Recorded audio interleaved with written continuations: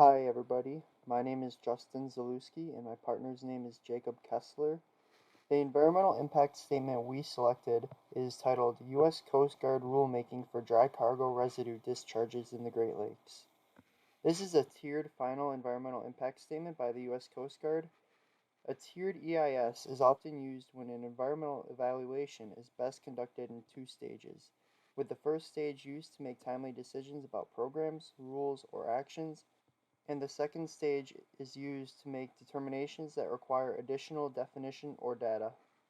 The area of influence for our EIS covers the Great Lakes, which includes Lake Superior, Huron, Lake Michigan, Erie, Ontario, and Lake Claire.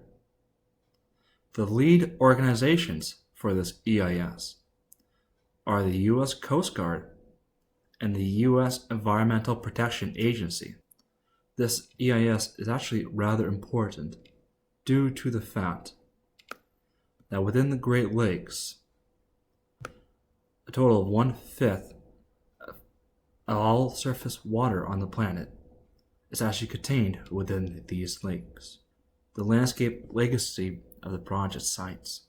Dry cargo discharges were unregulated until 1993, when the U.S. Coast Guard intern enforcement policy came into action.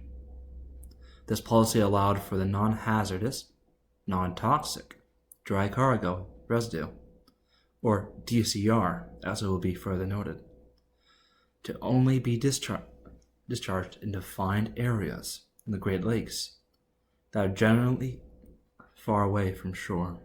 However,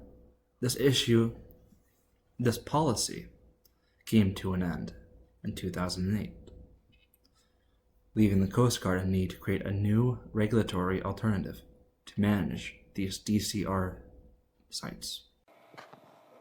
Initially, there were 8 alternatives proposed, but the 3 alternatives that met both the purpose and need for this EIS were 1. No action, of course, 2. Setting a performance requirement to minimize DCR discharges, and 3. Setting a prescriptive requirement for the baseline control measures. Here on the right we have inserted a map of the lakes included in this final EIS. As you can see, there is Lake Superior, Lake Huron, Lake Michigan, Lake Erie, Lake Ontario, and Lake St. Clair. By prohibiting both limestone and clean stone DCR discharges within a 3-mile radius from shoreline, it is shown to have a massive beneficial impact. This will greatly mitigate the impacts on sediment, their physical structure, and the deposit rate, as well as benefiting the benthic community and problems caused by invasive mussels. The aquatic community. There are 3 areas that they specifically studied in this EIS. Those were the physical structure of the sediment, the protected and sensitive areas, and the benthic community structure. For the physical structure of the sediment, in areas of higher discharge, there were indirect negative impacts on the physical characteristics that comprise the lake bottom sediment. Though these impacts are a minor one, this indicates that over a prolonged time in these areas, there will be accumulation of DCR discharged in these areas. Protected and sensitive areas. This EIS covers the lasting effects to where the discharges are allowed in protected and sensitive areas. The discharging of DCR in these areas comes under intense scrutiny, as direct significant impacts on these areas could result because of the DCR discharges.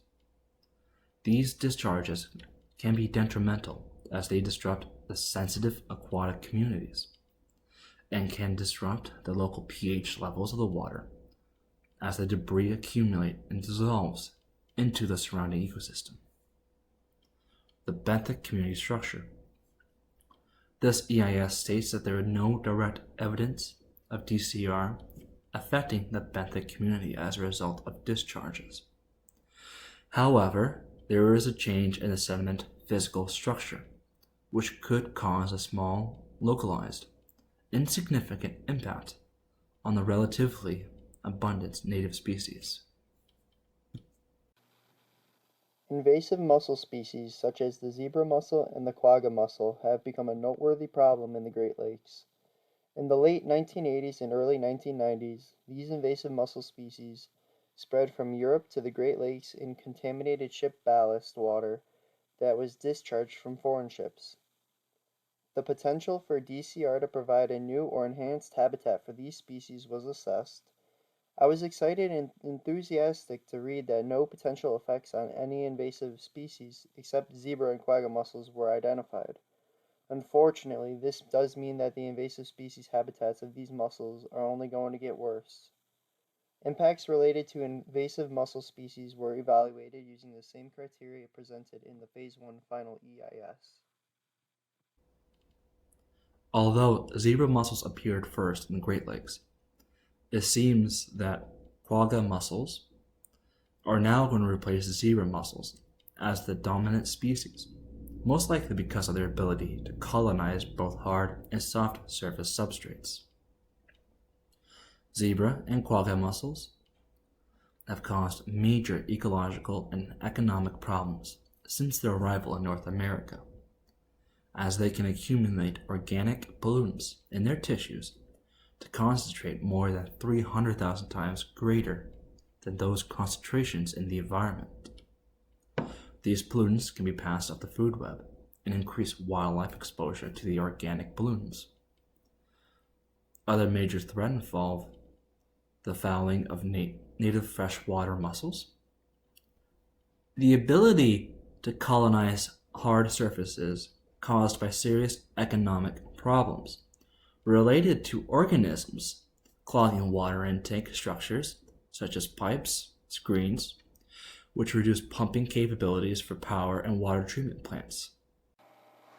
If you are interested in identifying zebra mussels and quagga mussels, which look similar to small clams, I will briefly cover some key features. Zebra mussels have a charming black and white stripe pattern, hence the name. Meanwhile, quagga mussels are typically paler at the hinge and have dark concentric rings on the shell moving outward. Zebra mussels are typically about the size of a fingernail, but can grow up to 1.5 centimeters. Quagga mussels, on the other hand, are larger and reach sizes up to 4 centimeters.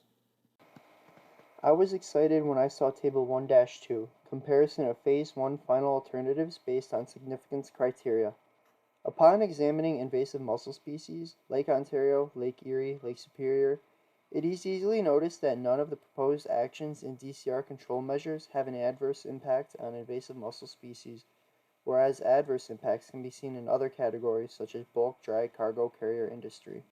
In conclusion, the EIS write-up was well done and very thorough, but when using outside resources, it seems somewhat successful, but the actions taken to pursue this could be better.